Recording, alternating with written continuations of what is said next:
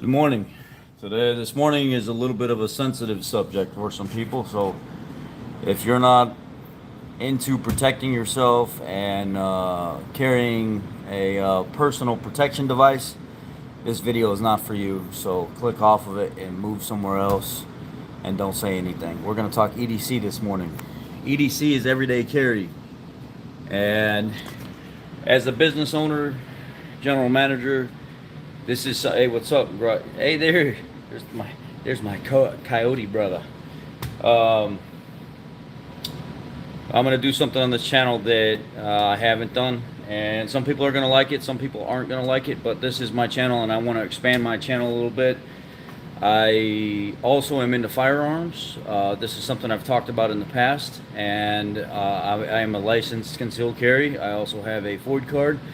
The new updated card takes your FOID card and your concealed carry and it puts it in one. And as a business owner in Chicago, I carry from my truck to open the business because that's a prime place for somebody taking advantage of you to overcome you and then try to take stuff from you, take stuff from your business, especially being only one person here opening the business. It's a very dangerous time. And then closing the business at night are two very dangerous times. So I want to cover some key points, and let's talk about when you should be the most aware of what's going on. You should be always aware of what's going on, but let me just specify that some of the most weird-looking people can be first thing in the morning or late in the evening. There's a gentleman that he's harmless. He's actually a really good dude, but if you actually in the morning. In my area, there's a dude that walks up and down the street. He's about 6'4", and he's got like 22, 23-inch arms.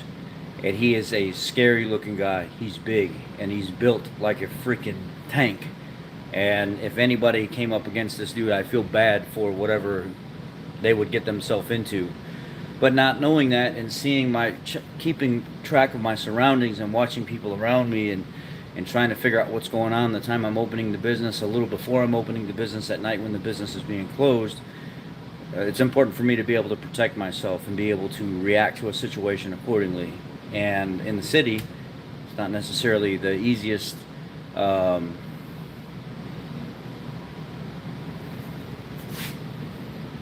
Keel. I don't know what you're talking about, Frank. What are we talking about first thing in the morning now that doesn't have anything to do with what I'm talking about? Hey guys, if a two-stall garage here, how about we do this?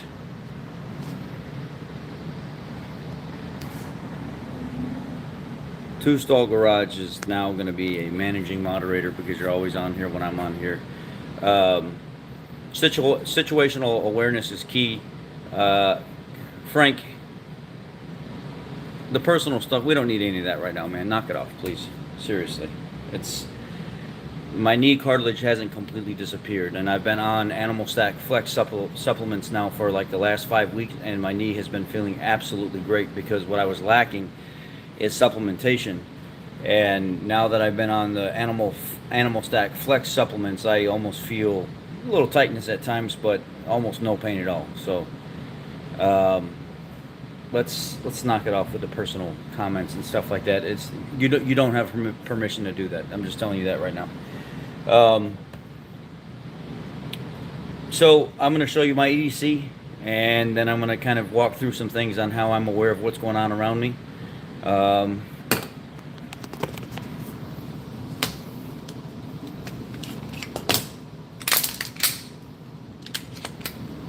This is a Glock 45 Gen 5. And because I am military, it was an already upgraded firearm with the True Glow iron sights. It's not the plastic Glock sights that came on this. So when I bought this issue, it was about $100 less for me with the military discount, and I ended up getting an upgraded slide system, and it actually came in a police issue case with a locking cable and everything else. This here is my easiest form of carry. I know there are some other ones, but I really like this setup. I enjoy practicing with this, going to the range with this, learning this EDC. And to me, it's very, very comfortable. It is not the best on the market, but it is the most forgiving that I have found so far. This here is a very easy system to take apart. No, U.S. soldiers don't use the Beretta system anymore. You just pull back on the slide just a hair here. See, what they did with this Glock 45 Gen 5 is they added serrations to the front. I think it's a little bit more of a taper. The magwell has more of a taper to it now. And they got rid of the spot where whenever you used to grab this, you would wrap your finger around, your finger would actually end up inside a little slot right here, and people were like, this is super uncomfortable. So what they did was they gave you that dovetail back, and they took that relief slot back out of it because people were actually complaining about the way it fits their hand.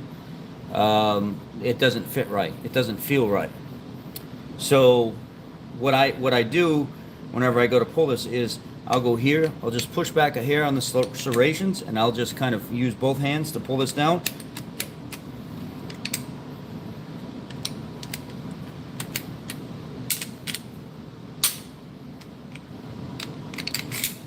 The trigger's got to be released. That's what I had. It's been a while since I pulled it apart, but anyway. So right now the trigger's pulled, it's unloaded. Pull the trigger. Pull back just a little bit, slide your relief lock down, and then basically it's child's play after that. You pull your spring out, you clean your spring, barrel out. Any of the stuff inside you can clean real easy. You can pull all this apart. You got to pop this out, this locking tab back here, you got to pop it out to get the guts out of this, but I clean this multiple times a year.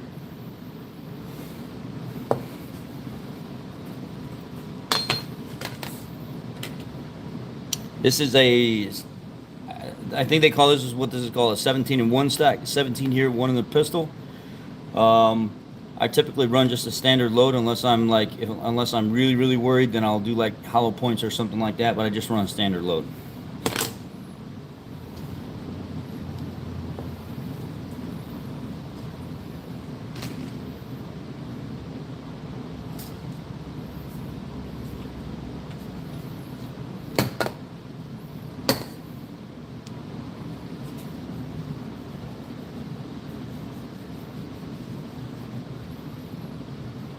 Even when I'm not firing this thing, I'll pull this apart every once in a while and I'll actually clean this.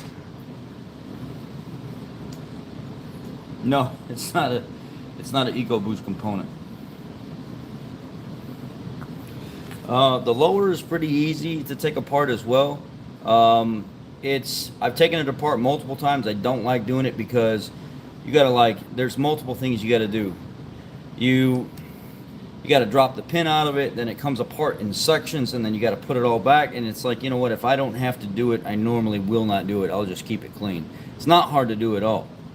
It's really not. It's just a matter of what you want. And I really, a lot of times, I don't like messing with this thing if I don't have to, just for the simple fact that sometimes it can be picky going back together.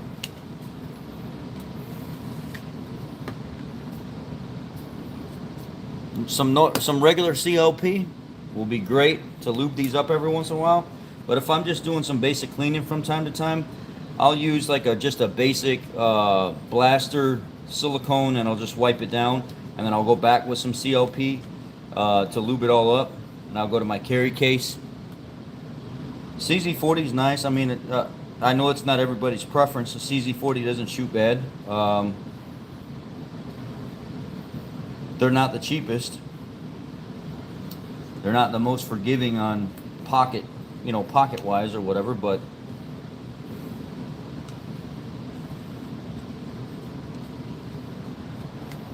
Glocks are very forgiving. They don't take a lot to actually have the upkeep. Every morning before my day starts, before I get on video and stuff, like every couple mornings, what I'll do is I won't break it down completely, but I'll pull it out, lube everything up, clean it real quick, have it ready for the day.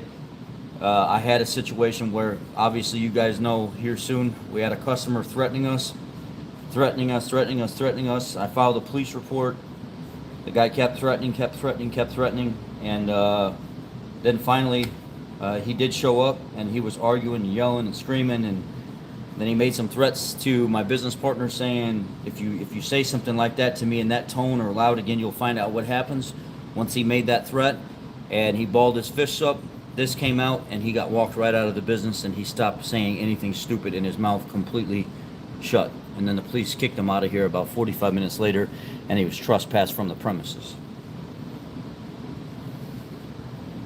But I made it known to him that I don't need this to deal with him, that I'm very, very capable of dealing with him without this. I may not be the fittest guy, but I'll definitely, when you wake up from whatever's going on, you're going to know that there was a problem, because I'm not going to just let you run all over my business and threaten my employees and stuff. It's just not going to happen. And then he accused us of directly pointing this at him, and that did not happen at all. I went to the security camera and showed the police officers what was going on, and they said even though you're in your complete right to protect your business and stuff, there's no reason why this guy should be lying about something like that. So if we can just verify the story. And I went back to the security footage, and the police were like, yeah, you never really physically 100% pointed it at him. It was pointed out in front of you where you can quick react to the ground, and the guy's a complete liar. So they kicked him off the premises.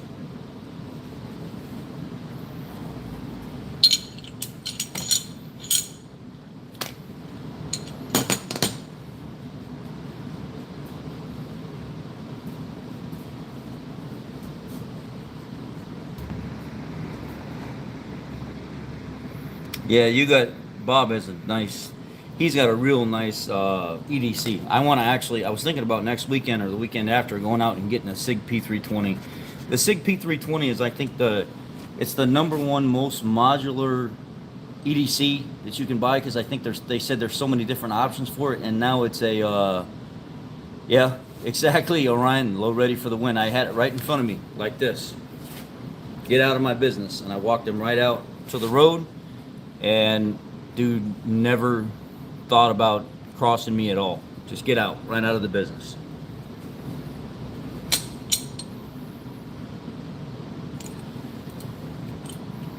And now the military has a contract with SIG.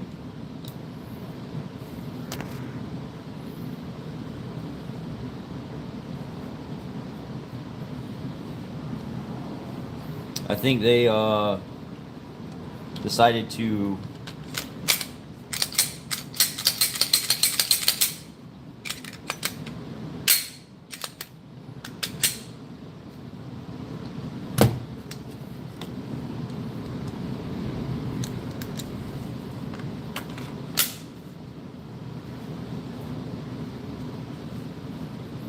now what I'll do is I'll go ahead and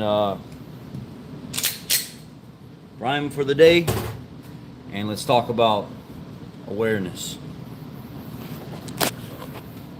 As a business owner, general manager, whatever, it's important for you to have cameras that are of an important angle. So I can see my front door, all angles. Yes, Sean. I can see my front door at all angles. I have a camera facing from inside out at my front door. My back door, I can see my back door at all angles, and I also have a camera facing from inside out at my door. So anything that comes in the building, and my side doors as well, I can see what's coming in from both angles, and I have a camera facing to where it can actually monitor people coming in from the sides of the building as well. So no matter whatever happens at the building, it's picked up on camera.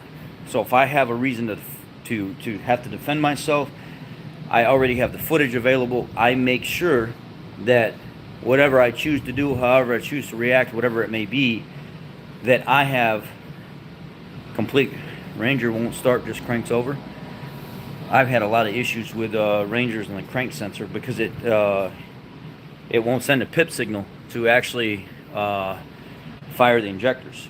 So you make sure you're getting fuel, make sure you're getting spark, and if you are, maybe use a little giggle juice, a little starting fluid, and see if it'll hit that way. And if it does, you know you got a fuel problem.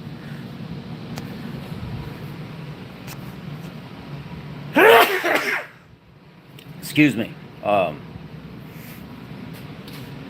So the importance of when I get to my job, though, when I get to work, I pull up in the truck, I sit there for a second, I look around. Thank you. I look around, I watch everything that's going on. I don't get out of the truck right away. I look down the road, look around the business, let it relax for a couple minutes, just kind of seeing what's going on. Sometimes I'll wait up to 5 minutes to get out of the truck just to kind of watch and see what's going on. And I'll come early. And I get out, I grab only the important things on me that I need, and that's it. Only the important things that I need on me. I have my keys, my phone stays in the truck. I don't want other items on me that can be a distraction. My phone stays in the truck. You might think that you need it, but to me, having extra stuff on me in a situation where I have to defend myself opening my business or something like that, it's a distraction to me. So my phone stays in my truck. The water and everything that I have stays in my truck. All I have is my door keys and my EDC. Yeah, morning official boss. Jay is actually going to start working for me on Monday. He came up, we met yesterday. I was really impressed with his attitude. He's a really nice young man, and I decided, you know what, on Monday, I'm just going to hire him. I'm going to hire him to start working for me. So Monday, Jay starts working here, and me and him now will be part of the same team with Brighton. So it's actually going to be one of the subscribers on the channel working. So what I do is I have my EDC on me and my keys on me, and that's it. And when I'm walking around, I'm not stressed to the point where I'm ready to go grab my EDC or something like that. I'm just walking, kind of looking, observing. I make sure I say hi to every single neighbor. Don't make long conversation with them, but I actually do I make an effort to be nice and cordial to people in the neighborhood. So here's why it's important to do this. One of Jay's first comments to me was, "Man, I thought you were taller than what you are." I'm 5'10", man. I'm 5'10". I've told everybody I am not tall at all. I'm only 5'10", a little meatball. And I make sure I'm cordial with all the neighbors. And not only is it nice to be nice and kind to people, but what if something does ever happen to you and you can't protect yourself, and you do need your neighbors to have your back? So every time I see a lady or a guy or somebody walking a dog or something in the morning, or just people going to work or going to the gym in the morning, I'm like, morning, good morning, how are you? Hope you have a good day, good morning. And I'm nice to everybody. And it's just, when you have relationships with people around you like that, the chances of you being taken care of in a severe situation are much higher, especially when you have to have help. So I'm watching, paying attention to everything that's going on around me. Good morning, have a great day. And then when I get to my door, I assess, okay, nobody's around me, nobody's close, I open my door, I get in, and I lock my door behind me, and I start my day. That's how I start every single day. I'm very aware of my surroundings, I'm very aware of what's going on with me, and my EDC is always there, very close. And then once I start running the business, you know what, I'm more relaxed. Once the day starts and I got more employees and stuff here, EDC goes away for a little bit, and I rarely have to touch it or even be around it. Open carry? Nobody open carries, bro. I mean, I don't know of anybody that wants to walk around open carrying for any kind of reason. Even people that have the ability to open carry don't typically like to open carry because they don't want people to know that they have something on them. I mean, even if I could open carry here, I probably wouldn't open carry.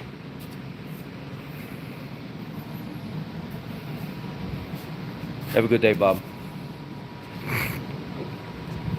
So that's the gist of EDC stuff. I just quick maintenance and stuff like that. It's important to know what's going on every once in a while.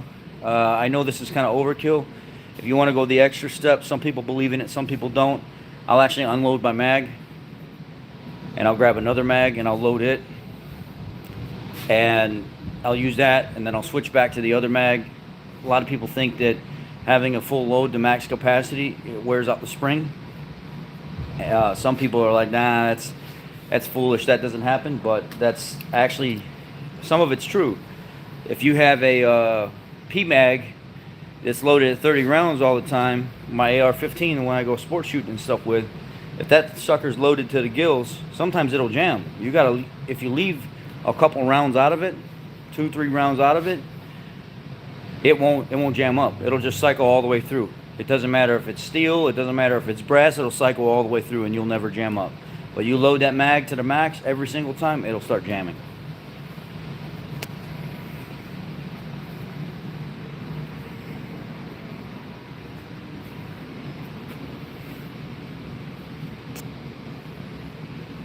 Yeah, open carry. I don't really like open carry. I mean, I believe in everybody's rights to defend themselves, but open carry to me is foolish.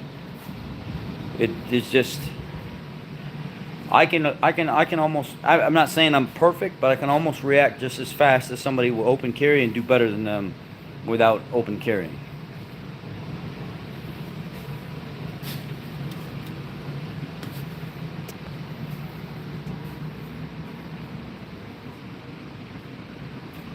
Nah, I mean, I guess whatever you feel the need to do.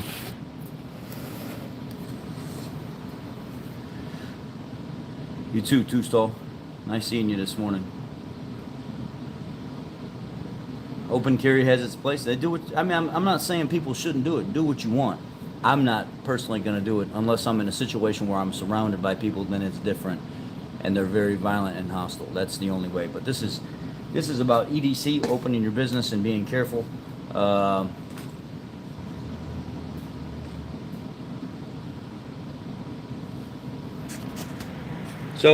even as a technician, a lot of technicians will have something in their box just in case they can't make it to, you know, a certain location, or they have to protect themselves or something like that. Now, here's a situation that happened.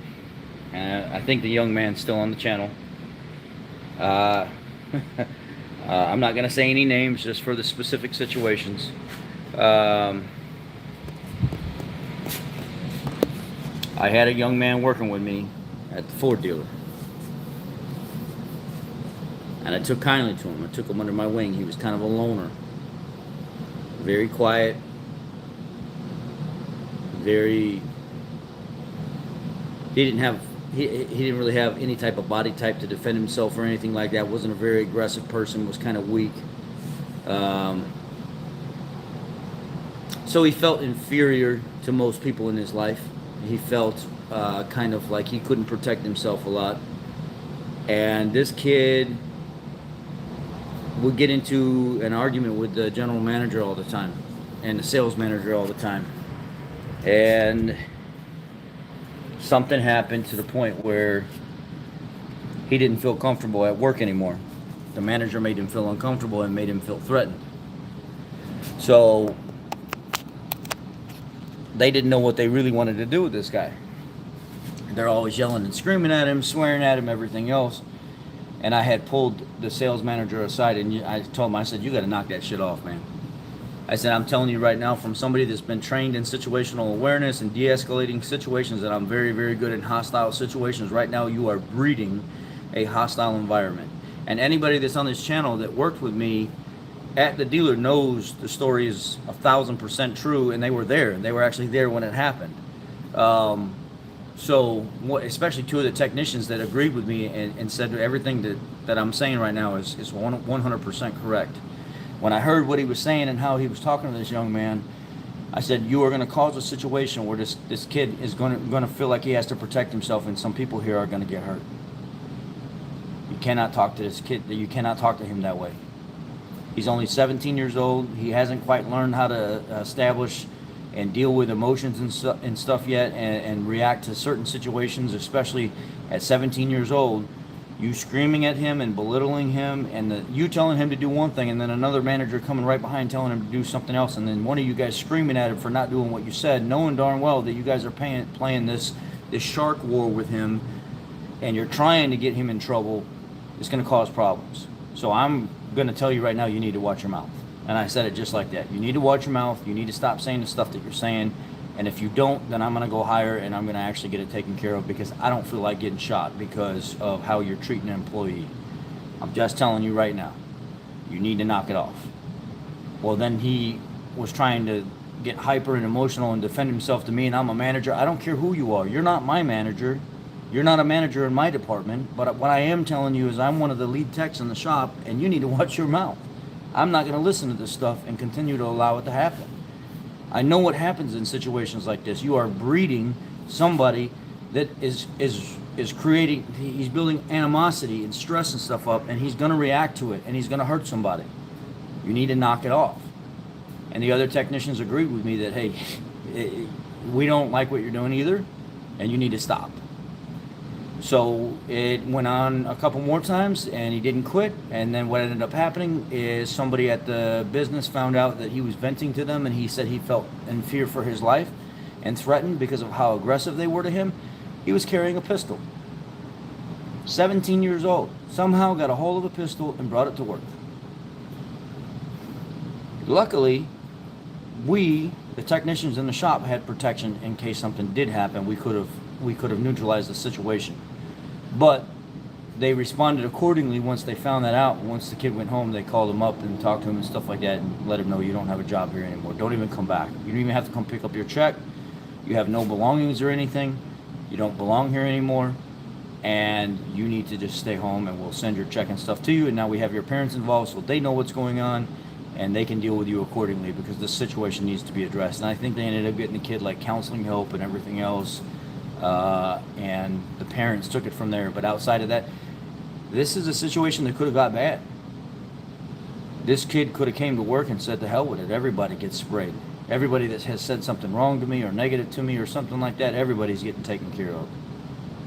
But see, a lot of managers and business owners don't realize the way you address your employees can be good or bad. Just because you're the owner or the manager of the company doesn't mean that they can't lay your ass out for abusing your employees, because they will. There have been people that have done it. That's why I carry protection, not because I treat my employees bad. Jay will see here, when he came here, I don't treat any of my employees bad. I will never disrespectfully talk to any of my employees or deal with them in a disrespectful manner at all, or embarrass them at all in front of nobody. It is not my position to do that. And my road, when I deal with my employees, is to always take their side first until they prove to me that I should not trust them. I always take my employees' side first. It's just good business to me. I need them. And as long as they're honest with me, hi, I have Ford Festiva, but my key is not removing. I mean, you can't, if the my key is the key that you have, I don't know how you asked this question in the middle of this conversation.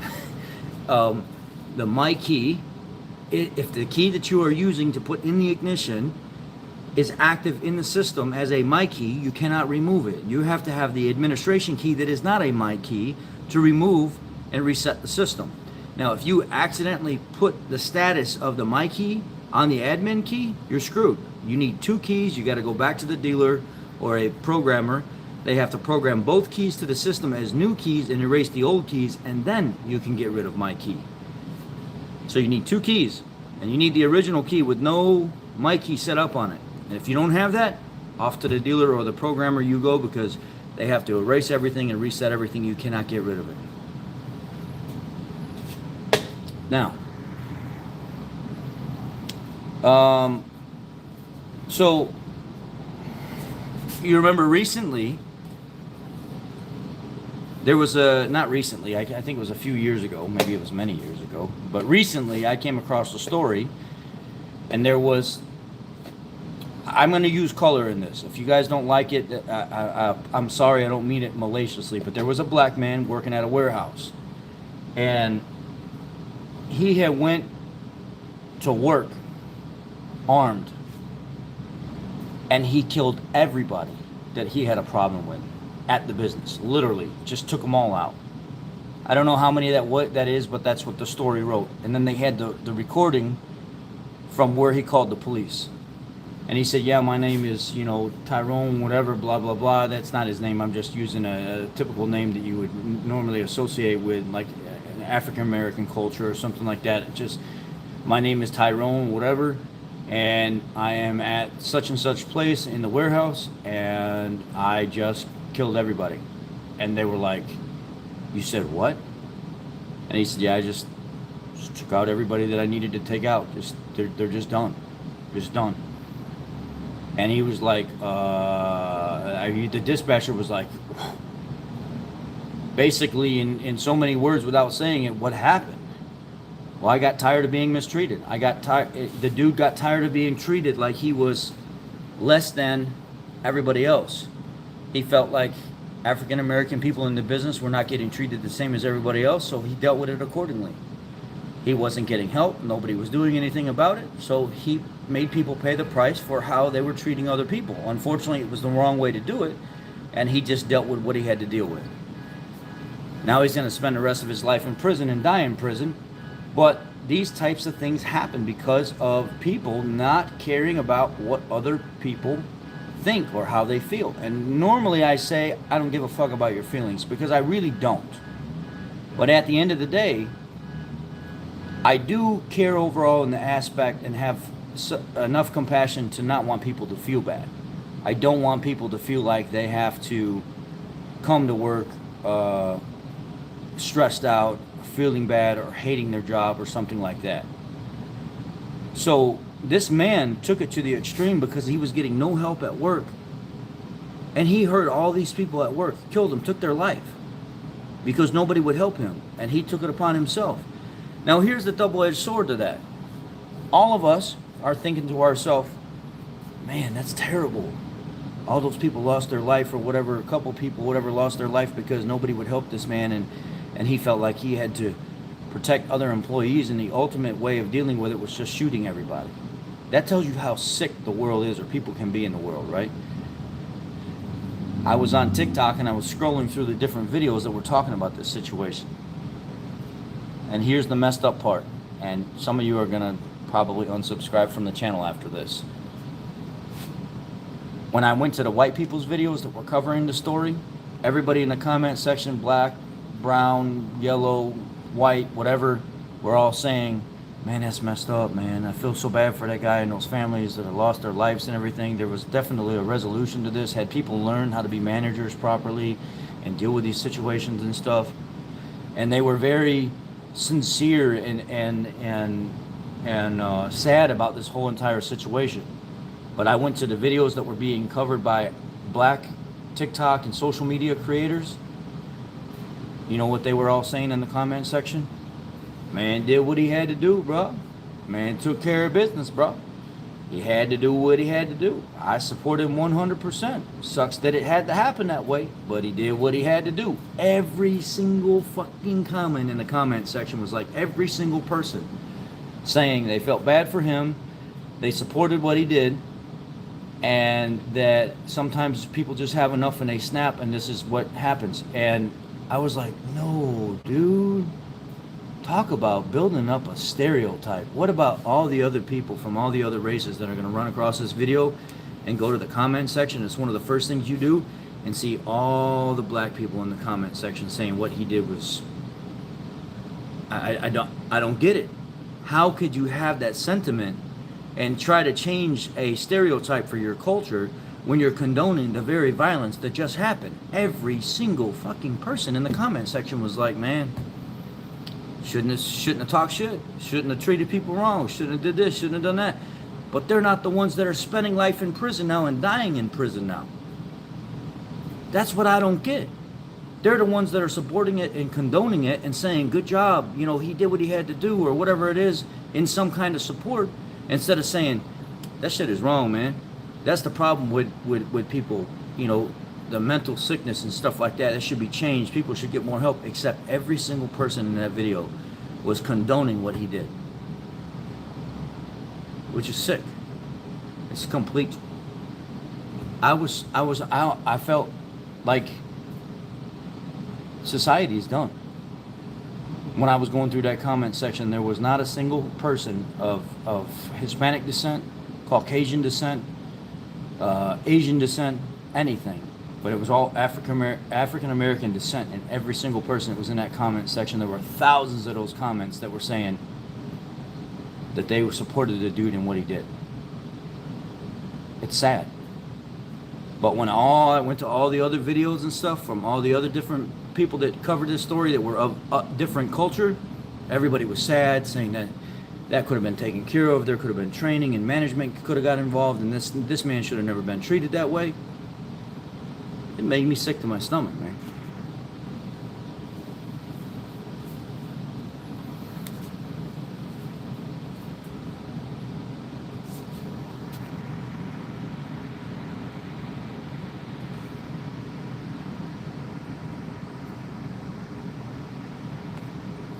Yeah, I definitely agree with that. But what Baja said right here, you have to have good people around you to do anything grand in life. You can never grow your business by treating people like crap. 100%. You have to give a crap about people for things to happen. And just like I said not too long ago, and somebody repeated what I said and the guy said, I think I'm gonna put that on a shirt and send one to you. You have to care about your truck like you give a shit. Or you have to care about your vehicle like you give a shit and maintenance it like you give a shit. Because if you do, it'll treat you right. And I was like, damn, I could put that on a cracker, man. That eats good. I could put that on a shirt. You know, find some kind of spiffy way to say that. Just like Baja just said, you have to care about it. You can never grow your business by treating people around you like they're shit. You have, if you care about people and you treat them right, they typically help you grow, make you a better person.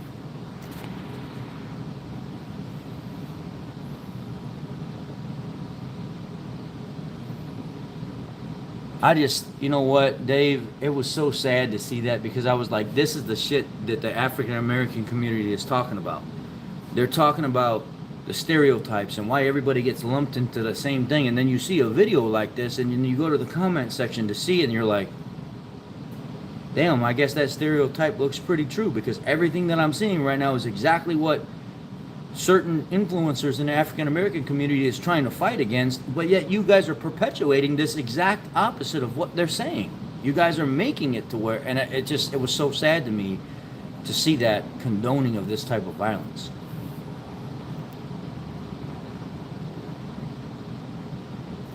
Now I could look and find it or something like that.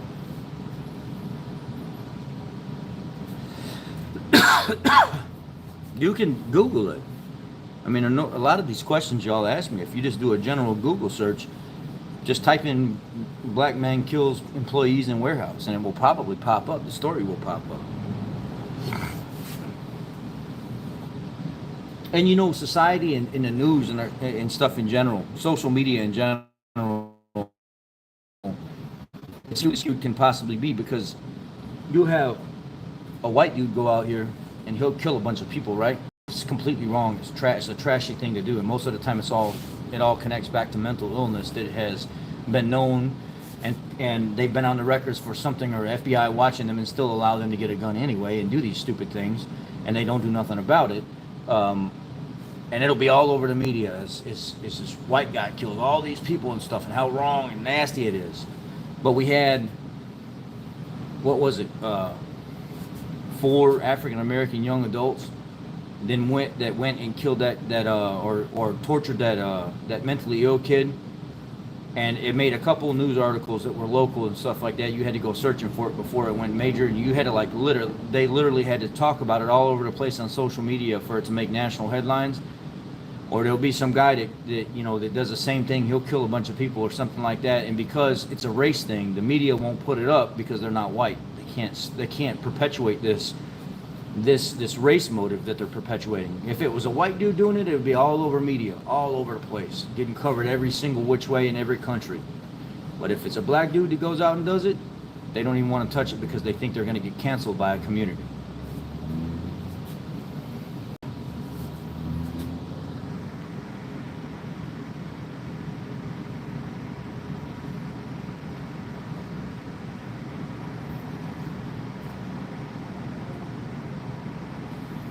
A lot of my friends they're considering moving away from Chicago. I mean, in Illinois, just moving further away from these areas and stuff like that, so they can live their life a little bit more free and better without all the chaos.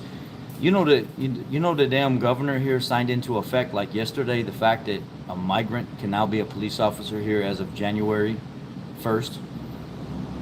That is absolutely insane. So you mean to tell me that somebody that doesn't come here legally with paperwork and stuff can now become a police officer as of January 1st, 2024 in the state of Illinois? That is completely unconstitutional and wrong. How can somebody that's not a citizen in this state or in the United States come here and be a piece of authority to make judgment call against other people and arrest them and put them in jail and stuff? This is the first state in history that allows people with no documentation or paperwork to come here and be a police officer as of January 1st, 2024. I'm telling you right now, people, the 3 places that you need to watch, and this is number 1. You watch Illinois, number 1. When you see stuff start to go south here real bad, then you know it's time to start acting. California and New York, those 3 places. Illinois is the worst right now of the 3 that I consider, and that's where I live. When you allow somebody that is not a citizen here or has documented paperwork that has put in their time and stuff here to become a citizen, to become a police officer, that's a problem.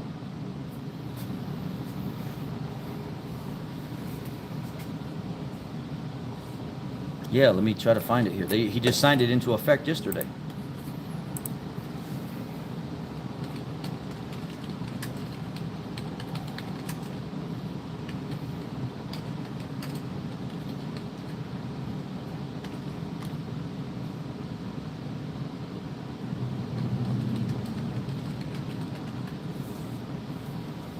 New Illinois law allows non-citizens to become police officers.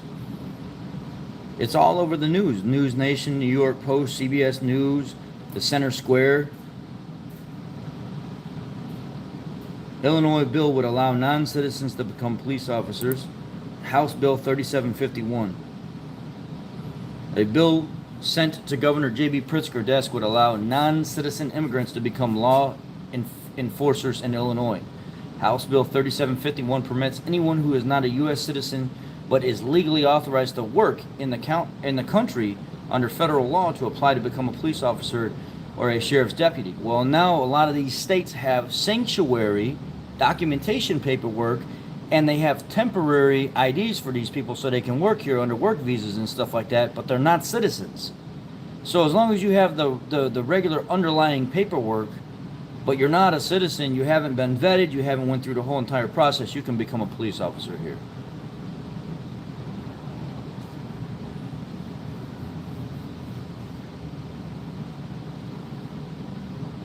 I don't get it. I don't get it. I'm sorry. I apologize.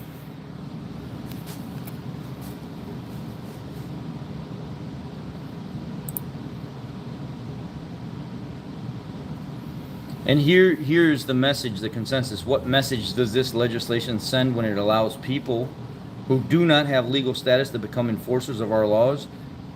That FOB questioned in a statement, this is a potential crisis of confidence in law enforcement at a time when officers need all the public confidence they can get, which is 100% true.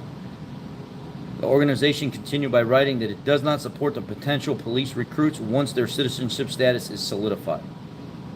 It does support it once their citizenship status is solidified, but not in the manner, and Pritzker signs the measure into law. It would take effect January 1st, 2024.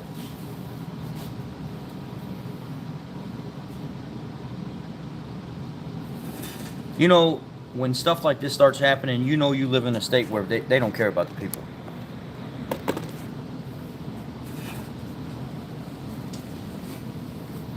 They don't.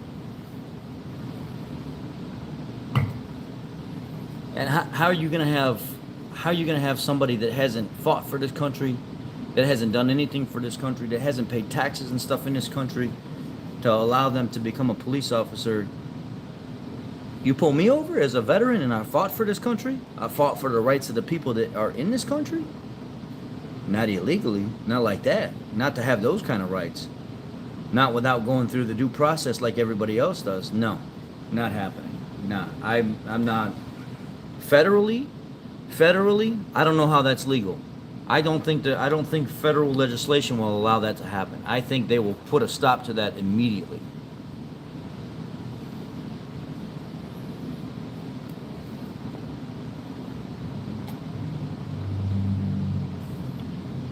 What did you say? Your comment about undocumented POs are shocking. It smacks of building private armies and henchmen. There are places good and valuable for them to build a trackable reputation, earn trust here. Shut up. Shut up.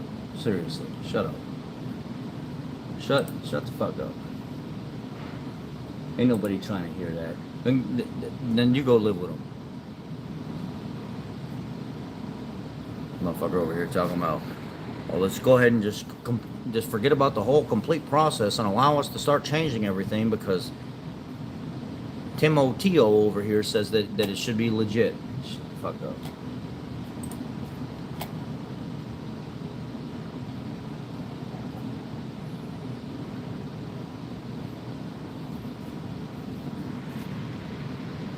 Oh, no.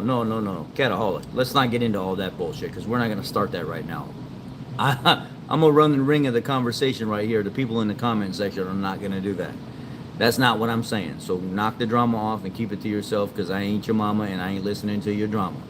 No, there are definitely really bad police officers that don't follow constitutional law at all. I get it. I'm 100% behind that and realize that. I've been done wrong in some situations that I'll tell you guys in the future about that really have changed my mind to an extent on police officers, but I still support and back police officers. I'm not going to change that, but don't start that shit here.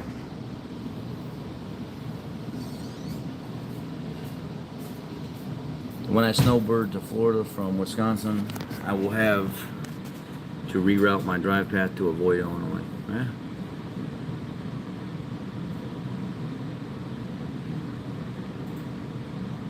Hey brother, hope all is well. Did anyone ever find out the reason for the famous coyote tick after an oil change? It's not just after an oil change. It does it first thing in the morning, a lot of times on cold start until the RPM comes down.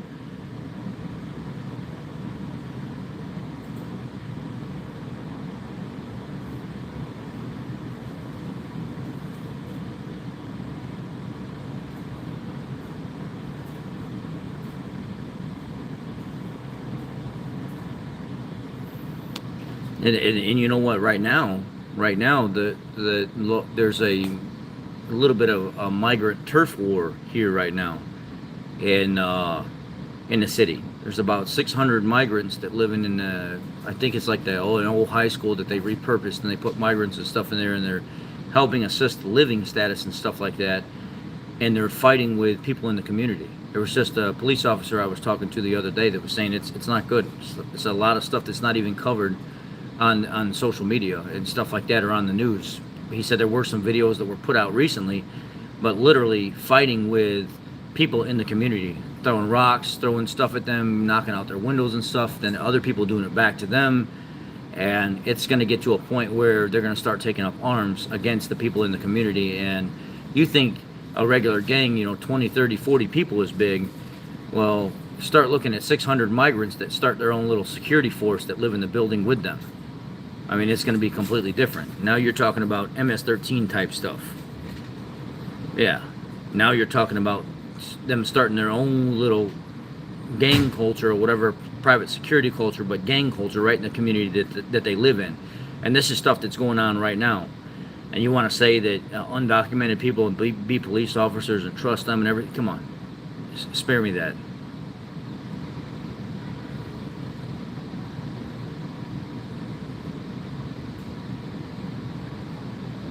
Yeah, that's what it is, Dave. Migrants versus blacks and black communities. That's exactly what it is. And that's what he was explaining. It's the stuff that the media is not talking about right now. They're not telling people how bad it is.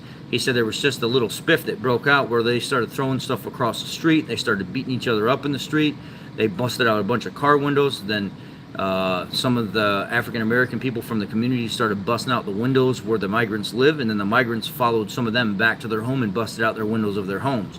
It was a full-out brawl that was going on, and now they're worried that these guys are going to start taking up arms against these people in the community and stuff like that, and they're going to start their own gang. And it's going to run into they have their own clique that protects their living community and stuff like that because the African-American community want them out of their neighborhoods. It's causing a problem.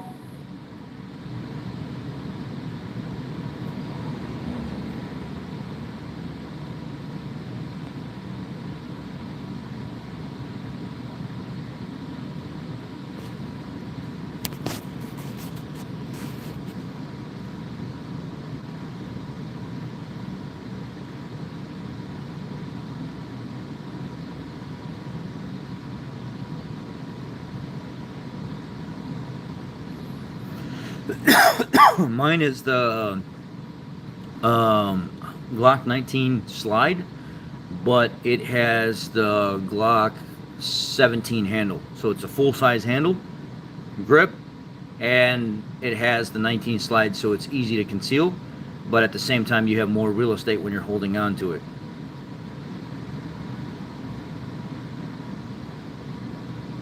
Same to you, Michael.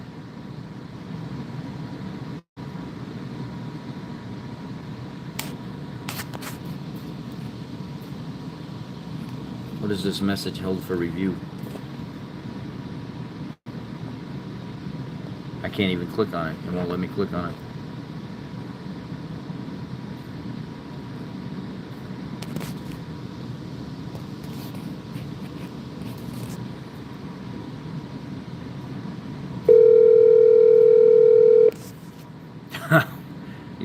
Yanni.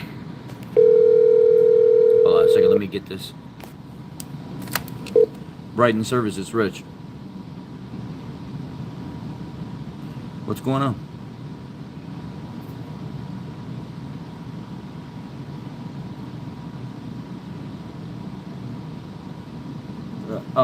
Yeah, I'll get Al spun up and getting everything together.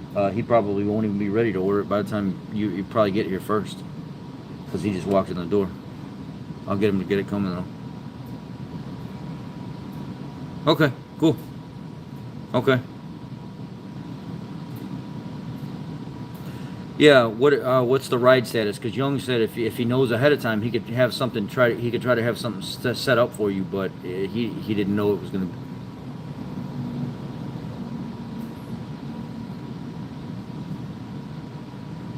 No, I'm tracking all that. I'm tracking all that 100%. I'm talking about you and the conversation we had when you left last night. You said I might. Okay, cool. All right, we good then. I'll see you when you get here. All right, bye. 9mm or 45? 9mm. Why would I waste money on 45? To me, 45 is a waste of time. 9mm is still going to go through you, and there's been plenty of testing that says something about the velocity at which a 9mm travels versus the damage done, and how cheap the rounds are either comes out to a greater effect or just as effective as a 45, if not better. So there's no reason to even carry a 45.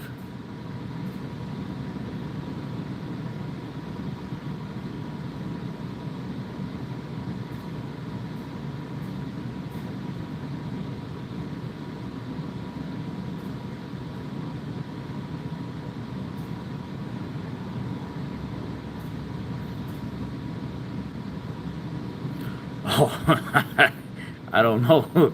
IAP, I have no idea.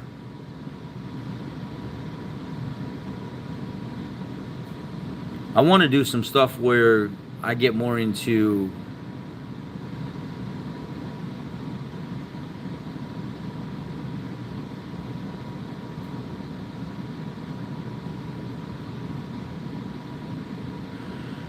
yeah, I mean, I'm with John on that, and maybe my thinking is wrong. I think the Glock 19 is the answer. It's just I'm the most comfortable with a 19. Well, my 19 with my 17 handle, so my 45, but it's really a 19 with just a bigger handle. I like the stock trigger. I think the stock trigger is enough to where it's not so easy. I mean, if you're using it in a protective situation and it's not a sporting situation, a stock trigger is fine. And 19, is the answer. It's cheap, it's effective, it can take a ton of abuse. A lot of people say that that's the reason why the Glock has made its name, is you can drop it in water and sand and mud and everything else and pick it up and just keep firing it. It is not by any means one of the top guns on the market, by any means. But I think it's the most forgiving. It's pretty accurate overall. They got a lot of accessories for it. You can really upgrade it if you there's a lot of upgrades and things that you can do to it. And you can have a lot of fun with it. So I really like, my favorite is a 1911. A lot of people say I'm crazy for that, but I really just like a what is it, a Springfield? Or Springfield or Smith & Wesson? Springfield. I thought it was a Springfield 1911. When I shot that, I was like, wow, man, this is nice.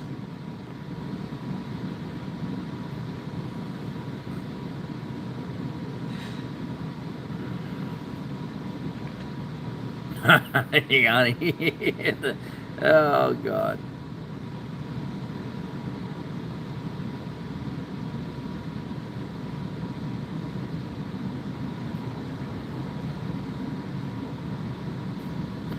I had a guy that had a Kimber 1911, and it was his father's from back in the day, like back in the 70s. Is either 70s or 80s. He's had it forever, and when his father passed away, he left him a lot of stuff: vehicles, money, stock, all kinds of stuff. And there was from what I remember, it was a Kimber 1911, and he said he'd sell it to me at the time for like $500, but he said this is like a $1,400 pistol. And I slept on it. I was like, I don't know. I'm looking at this Glock and this other Glock and stuff, and I should have got it. I should have never passed it up. I should have got it, and I kick myself for it every time I think about it.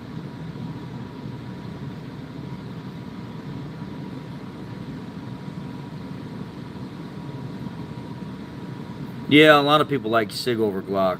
The military, what did the military quit their contract and they moved over to like the SIG P modular series or something like that?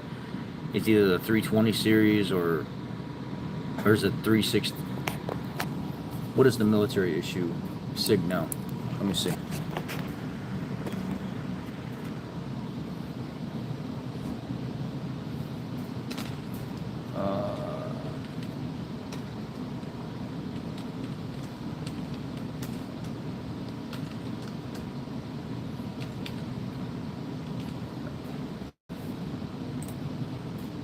Yeah, it's a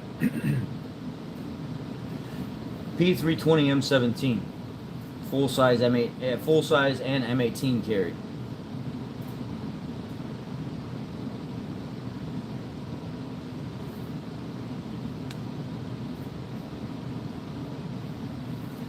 You said that's the one that goes off when you drop it? I don't know about that. I never tried to drop it, but it is what it is.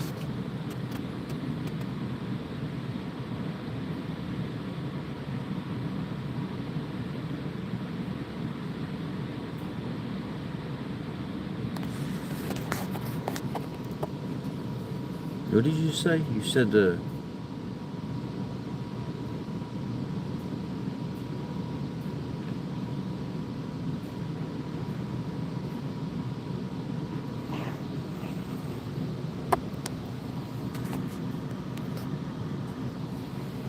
Let's see here.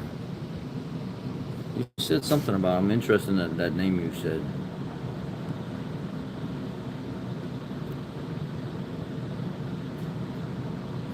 Springfield Echelon. Is it Echelon?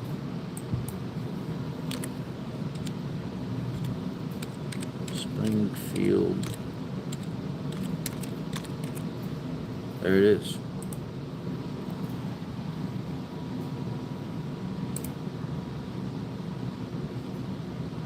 It's nice.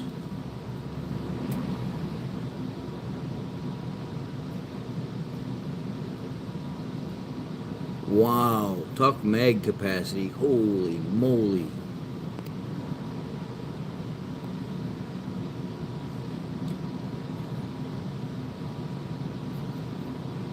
That thing looks mean. $649.99. It says the barrel's a 4.5 inch hammer forged steel, melanite finish, 1 in 10 twist, billet machine melanite finished, optic ready. Accessory rail ships with 3 back straps, front serrations.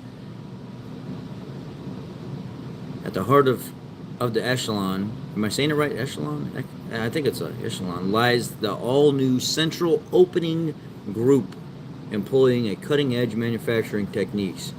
The COG is entirely self-contained and serialized, allowing it to be easily moved between grip modules in seconds. Recoil system is captive, includes one 17-round magazine, one 20-round magazine. Weight, flush mag 23.9 ounces with extended mag 24.3 ounces. It looks nasty, man. It's nice. But you know, with trigger set up like the Glock, It's got a lot of similarities. It looks like the Glock.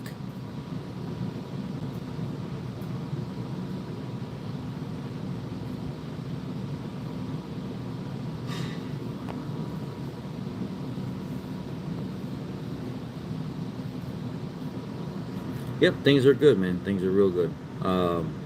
Business is good. Things are good. It really don't matter what you carry as long as you practice and can shoot it well. That's absolutely right.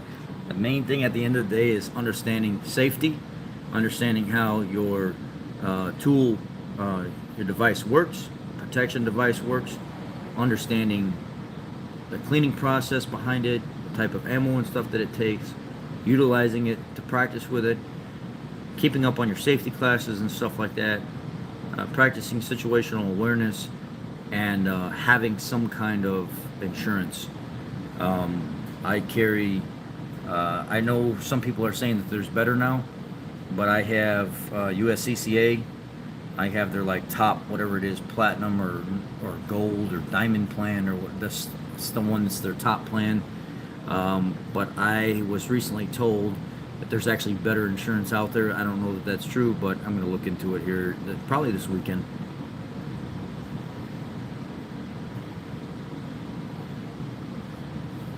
Click buy now.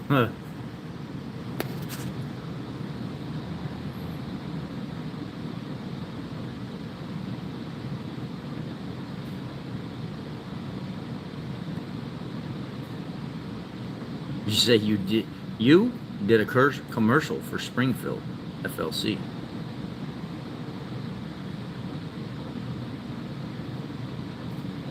It does.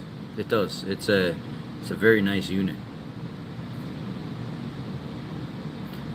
Are you planning on tuning the F-150? I also have a 17 F-150 and went with OZ tuning, and so far I'm loving it.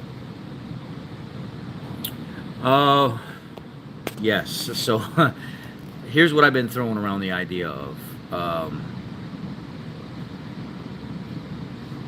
Hard way. It sucks. It sucks because you're gonna get mad. I pick on Toyota here. The reason I pick on Toyota here is because I got a buddy on TikTok that picks on Ford, and we kind of go back and forth. So anytime I can throw like little comments in there to boom Toyota, give him a little uppercut, I do, because he does it with Ford. So now we do it back and forth to each other, just because. Not saying there's anything wrong with Toyota, but just because.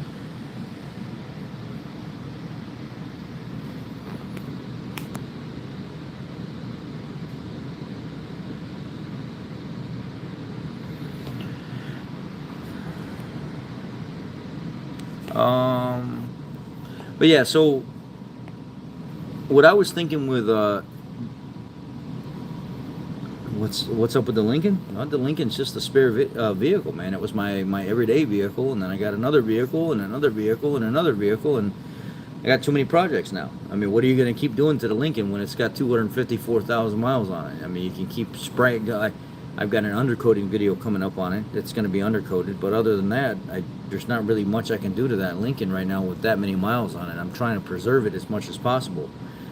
I got the old videos on the TCI deep sump pan and the exhaust work and stuff. I want to put long tube headers and stuff on it here soon, but I'm thinking about doing the long tube headers on the Mercury Grand Marquis. Here's what I can't make the choice on right now.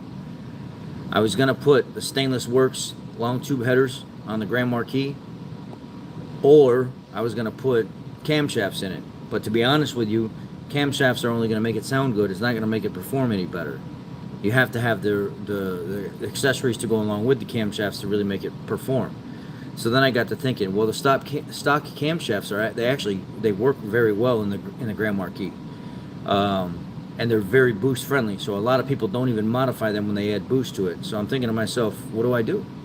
Do I have somebody custom build a supercharger kit for me instead of going through ADTR? Because ADTR, the kit's $7,200, and it takes a couple months for it to show up.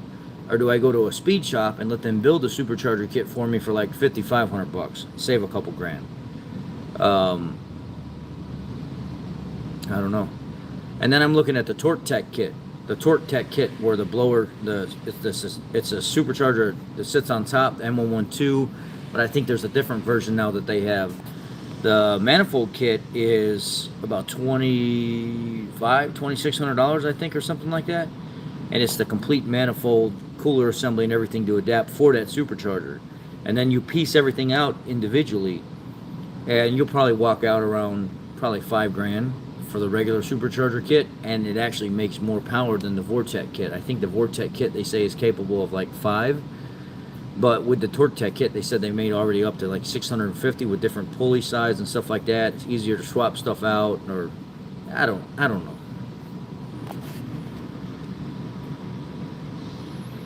Sway bars front and back. No, I've already got the updated sway bar, the ADCO or whatever it's called, through ADTR Performance. I ordered that for the rear of the Grand Marquis here recently, so it should be here probably in any day now, because it's been like 3 or 4 days since I ordered it.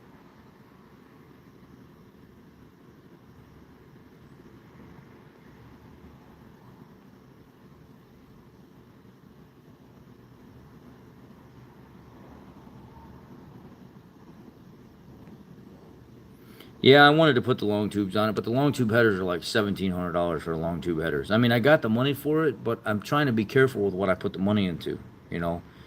Um, the F-150, I've been wanting to put the Boss 302 intake manifold and stuff on it, and the cold air intake, and tune it. Just, you know, throw like 5-star tuning or something like that on it with the Boss 302 intake and cold air, and start working that up a little bit. But too many projects again. Like, what am I going to do? I've got the Thunderbird out there with the 5-liter Coyote swap. That has to be started over, you know, closer to the winter time. Right now I want to start doing little things to the engine here and there. The Mercury Grand Marquis is not finished yet. Even though it is drivable and all the projects, or all the main stuff is done for it, I still wanted to boost it somehow, and I still wanted to do the front and rear sway bar, and maybe I don't really want to lower that car for some reason. A lot of people are asking me to lower it, and they're like, "Oh man, lower it." I like the way it is with boost. I like the extra gap around the tires, so when I'm smoking the hell out of those tires, that you can just see the smoke funneling out around that extra gap around the top of the tires, and then when you close it down, it directs it a different way, and I'm like, I kind of like the ride height the way it is. I really don't want to change the ride height, because I plan on trying to fit a fatter tire behind it. And when I start changing the ride height, all that's going to change.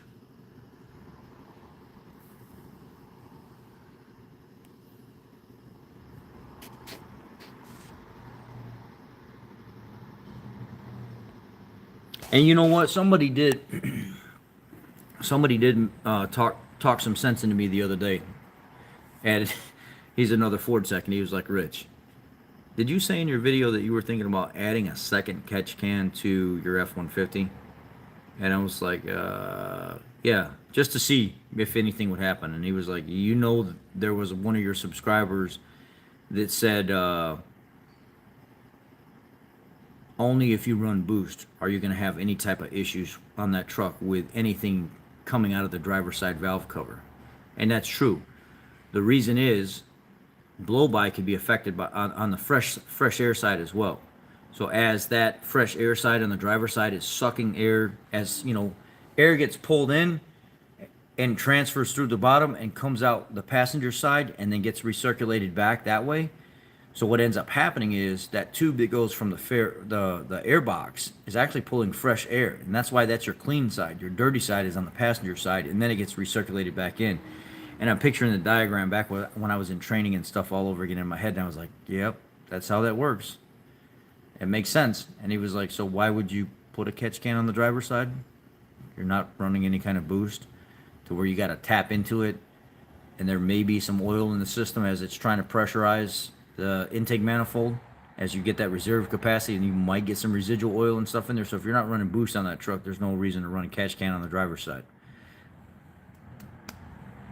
That's right. He is 100% correct.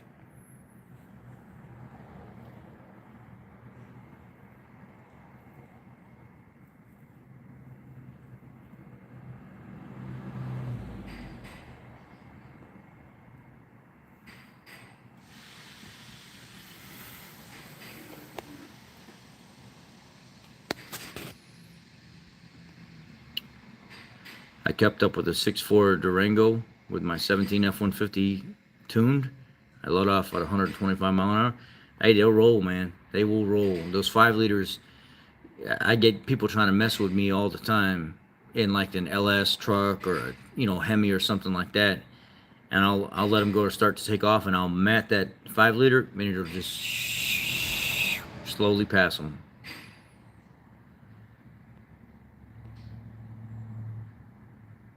Performance mods for the.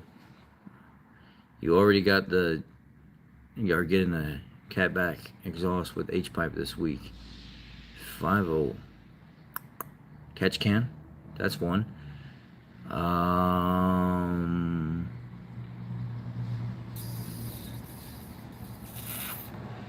Intake flow's pretty good on that. Have you done any of the cold air mod stuff? I mean, if you're gonna upgrade the exhaust system, I would think that doing something to the intake would benefit a little bit. That car can a lot of tuning with that car. There's a lot of companies that have tuning programs for that car that open them up pretty good and just make it a completely different car.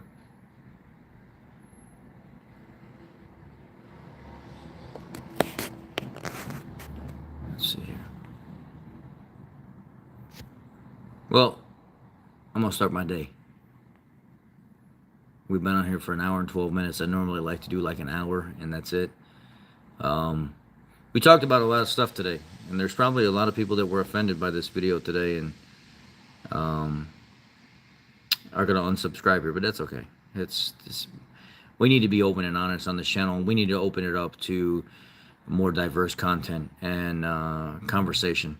And if people try to cancel us, they just try to cancel us. If they try to unsubscribe or cause problems or something here, then it is what it is. But it's at the end of the day, the show must go on, and I think having more open content and dialogue is critical for development here, not only with me but with you guys as well, and us talking to each other.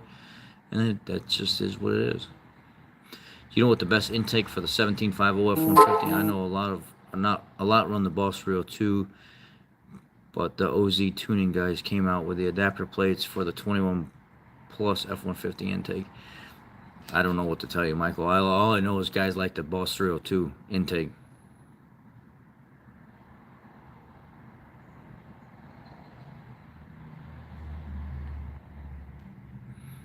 Banks Pedal Monster will wake that taco up. They're just... Anyway.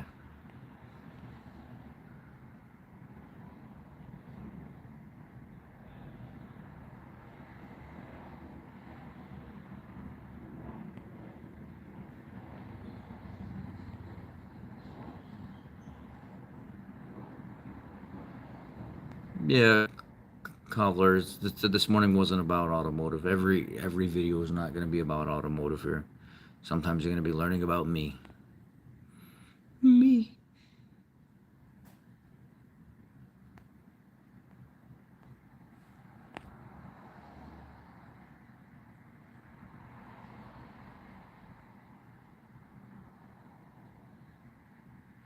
But I'm going to get back there and I'm going to start my day and figure out where we're at in the shop. I hear people back there working already, so I'm gonna go check on them, make sure they're good, probably get some breakfast for everybody. I'm feeling gifty this morning. I'm feeling gifty.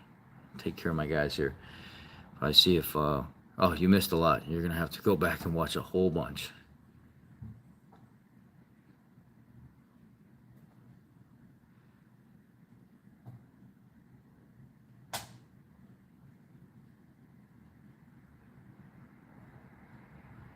DT burritos.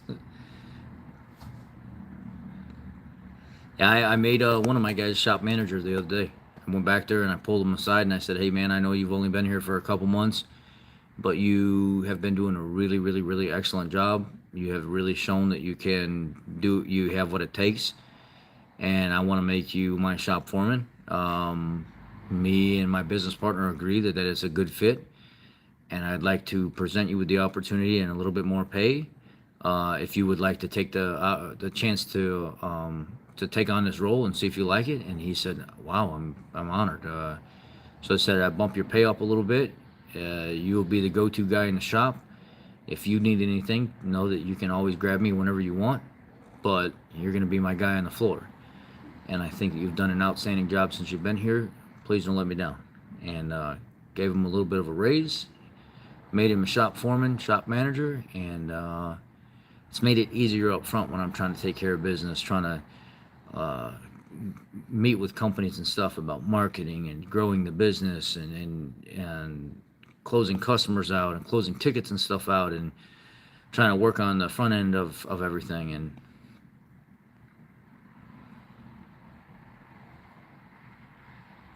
yeah, Jay, that'll be cool. That'll be cool. I'll see you Monday whenever you get here. Dobby, we're just leaving, man. You'd be surprised how far a pat on the back goes to your workers. Yeah, I mean, I go around and tell them all the time that actually, I'm just not the normal guy. They'll tell you, one of the guys was just talking to his instructors at Lincoln Tech, and he was like, the instructors asked him, doesn't that Ford boss guy, doesn't he work with you? And he was like, yeah, he's my boss. And he was like, oh, yeah, so how is he? Is he an asshole? And he said, no, not to me personally. But he can be. And they were like, a couple of the instructors have been here on the channel and asked me to come out one evening and speak at the college. Anyhow, I'm getting off of here. I am getting. Let me see if they say Rich line 1. Watch.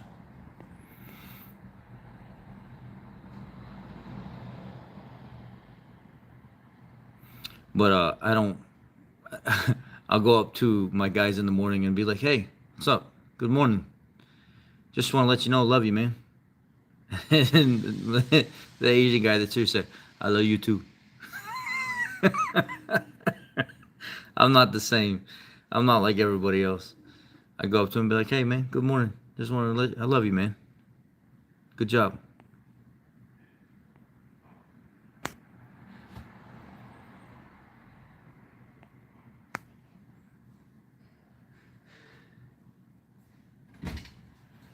Is that for me? Line 1? Or is that for you or me? 99 Monte Carlo. Wow. We go way back. I'm out, guys. Take care. Have a great day. Be blessed.